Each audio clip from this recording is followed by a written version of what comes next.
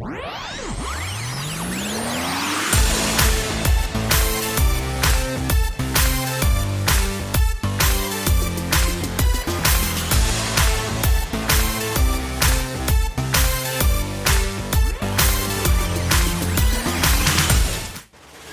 wild woman brought up a wild child who will make her acceptable for society. She seems intelligent. There are two paths you can take, Enola. Yours, or the path others choose for you. It is time to find my mother. The game is afoot. And oh, what an adventure we're about to have. Hello and welcome to another episode of the Forever Fangirls podcast, where age is nothing but a number in life and in fandoms. I am Sheila Amato, and you can find me and my wife on our website at foreverfangirls.com. And I am Kimberly Amato, and you can also find us on Twitter, Facebook, Instagram, and now TikTok. Ooh. At Forever Fan Pod. Nice. Same handle every social?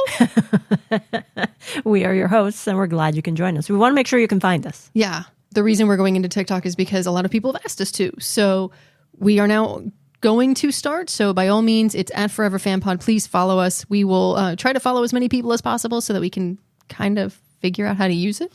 But in the meantime, we are going to be discussing a film that actually launched on Netflix September 2020.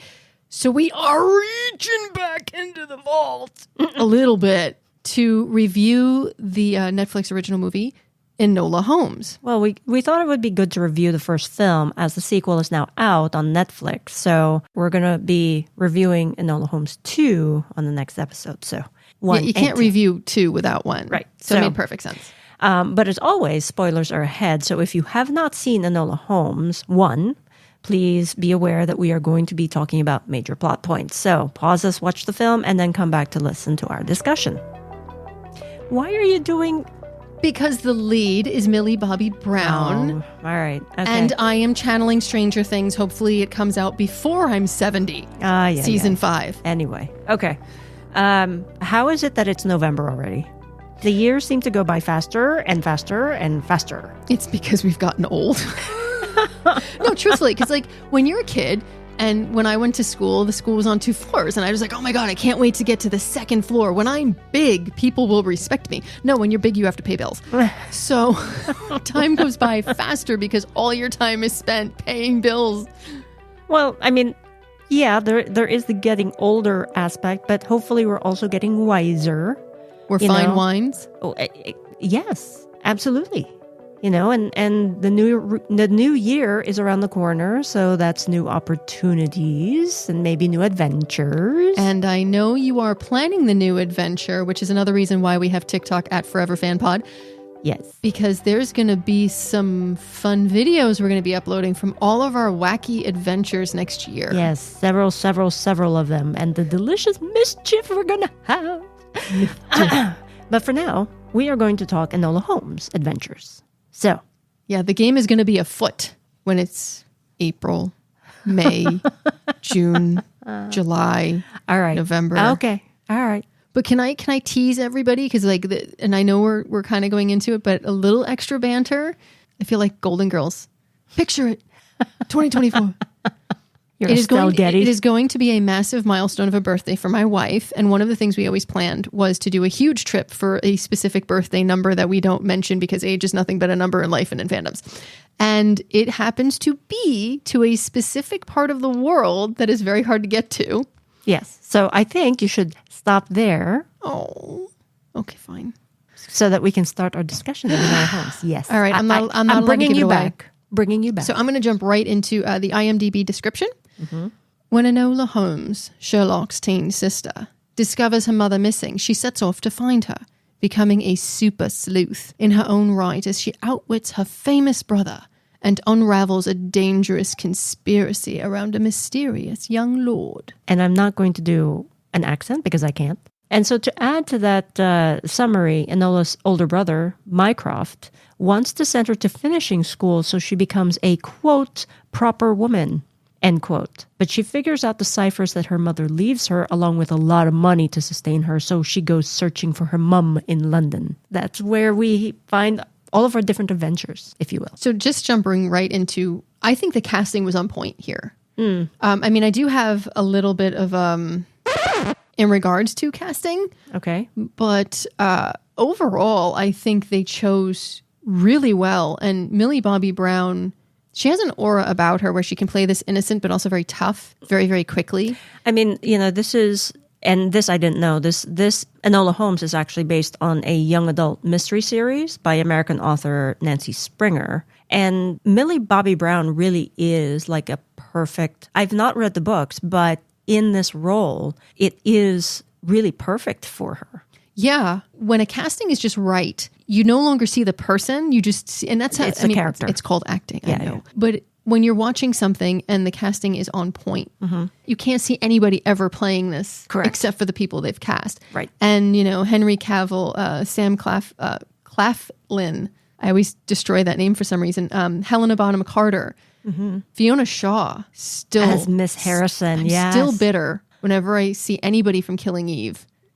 Still a little bitter about that, not gonna lie. Right. But we're not talking about that. We're talking about the relationships that they had, the chemistry. It was all there, and it's a nice, seamless, fun, lighthearted film. I mean, if you're looking for Shakespeare, it ain't here. No, but the thing that I liked about this is that it's a giant puzzle, right? Yes. And trying to figure out the clues. Like I'm there trying to, okay, can I figure this out before Enola does? And no, I can't, because my mind just mad doesn't. at me. Well, I was going to say my mind doesn't work that way. Yeah. But there were certain things that I did see, and I'm like, oh, okay, very cool. But yeah, all of the twists and turns just kept me guessing and kept me going the other direction. It's a good balance. Like, you like Harry Potter. I'm not a huge fan of it. But I will say that the stories have a good balance of where you have the intrigue, the mystery, the action, and the development of characters. And I felt like there's this, I don't want to say method necessarily, but there are beats and points you hit within writing. This follows that very well to where you... Again, I'm not looking for Shakespeare. I'm looking for something to entertain me for a few hours that is innocent and lighthearted in a time where, frankly, everything, when 2020 came out, everything was going to the, I was looking for my little censor button. There you go. Yeah. And it's perfect. And like I said, between the casting and everything and the story is cute. I did see, and I know I'm going off on a tangent, that some people didn't like the little animations where it would have like everything figured out and come together and how they deciphered things. Oh, I love that though. I thought it made it stand out from other series or films like this, that was a little quirkiness, and the way that the narration would go over it. I thought that was interesting. Well, it's supposed to be tongue-in-cheek also. I liked that aspect of it. I like the fact that they interspliced Enola being taught by her mom and showing how their relationship is like really, really strong, and why the mom left, is a big mystery, because it doesn't coincide with how she brought up Enola. Yeah. Right? So, it feeds into the intrigue, and it kept me like wanting to see, okay, where is this going? Yeah, I liked, like you mentioned, the intersplicing of Enola with her mom and at a young age. I also liked seeing how Sherlock and Enola were together, and Mycroft. If you look at Sherlock and Mycroft, Sherlock kind of is the guy outside the box, right? And then you have Mycroft, who's prim, proper. Everything must be to the letter. And even the way he's trying to, you will act like a proper lady. In the snippet of the trailer you chose, it's, my God. And it's in reference to her not having a hat because it makes her head itchy, and not having any gloves. Yeah, she's not brought up proper. It's a very interesting dynamic, because Enola kind of, and if you reverse her name, one of the things in the trailer, it says Enola says alone. Because she really is on her own path, her own way, and she's a blend of both. She does like to be proper when it's necessary. She knows what to do. She just doesn't understand why she has to. Right. So she's going about her own way, but doing it the right way. The right way for her. Exactly. Yeah. So in her mind, she's, quote, prim and proper.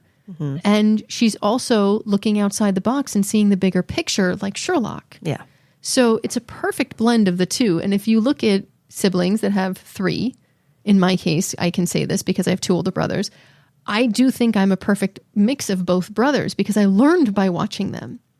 So that sibling birth order weirdness I found absolutely really well done and funny. Yeah, well, you're the youngest. I am the baby. You're the youngest, and so is Enola. And so, yeah. Yeah, I totally... Baby sisters unite. But yeah, there is something a baby, the youngest of the family, can understand across the board. Yeah.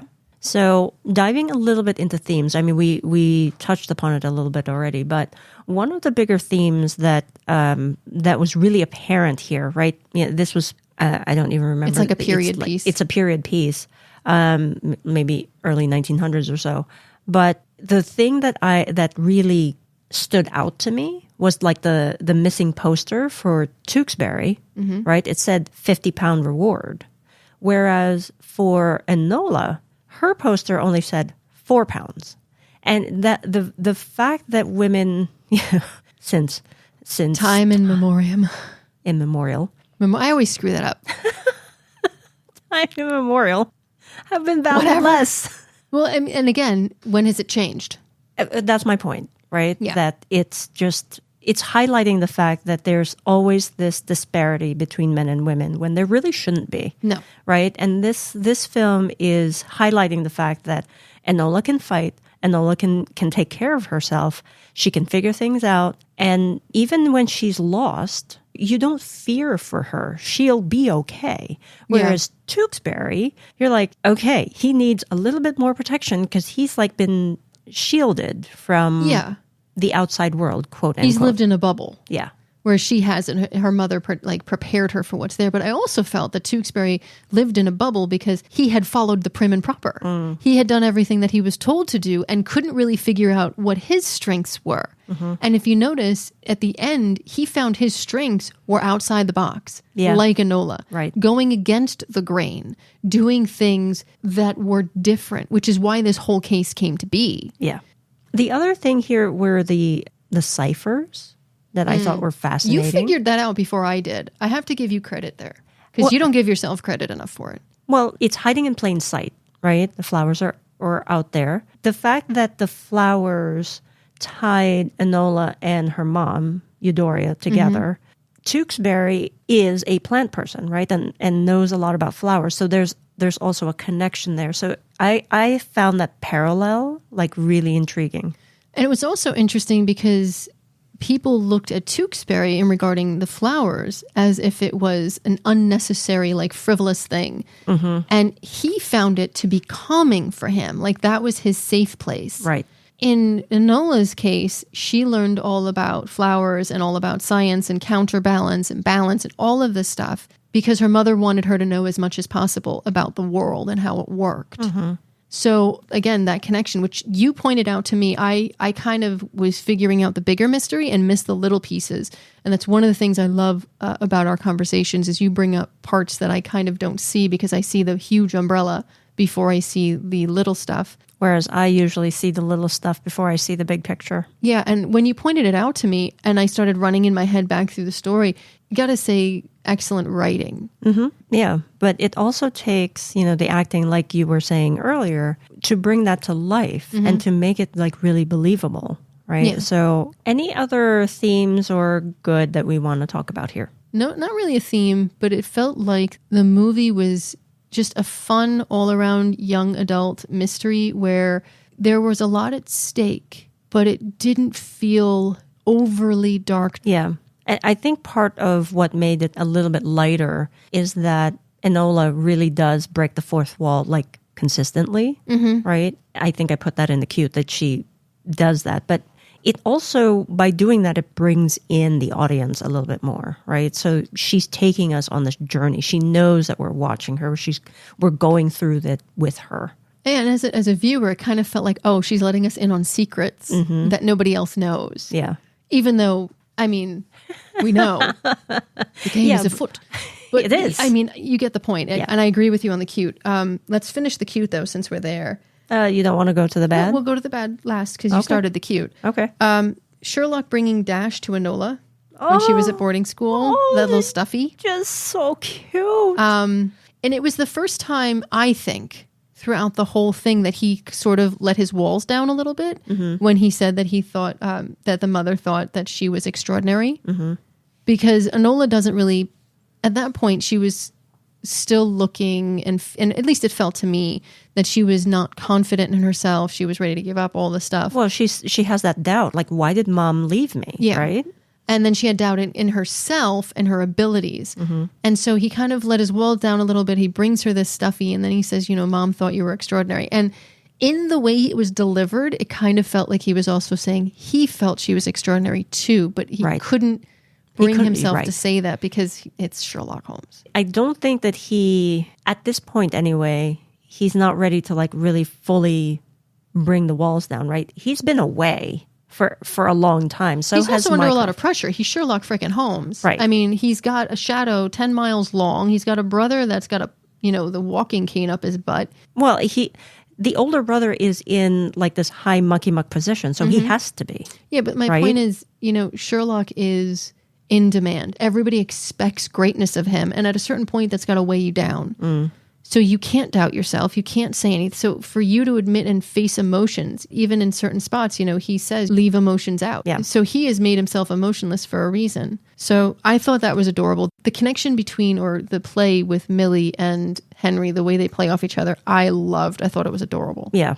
So the other cute here that I have written down was that there's this move called a corkscrew move that Enola just could not figure out, right? It's the only move that has eluded her to this point. And when Tewksbury was in danger, that's when she figured it out. So it's just like, okay, it's now or never. Like, she wasn't thinking about it. She knew what she had to do. She just had to let muscle memory like take over. And it was just, oh, she's saving him. Yeah, the reverse. Yeah. I'm going to jump into the bad. All right. No more cute? No. Okay. I mean, unless you have something else that I've missed. No, that's all I have. Okay, so bringing in my...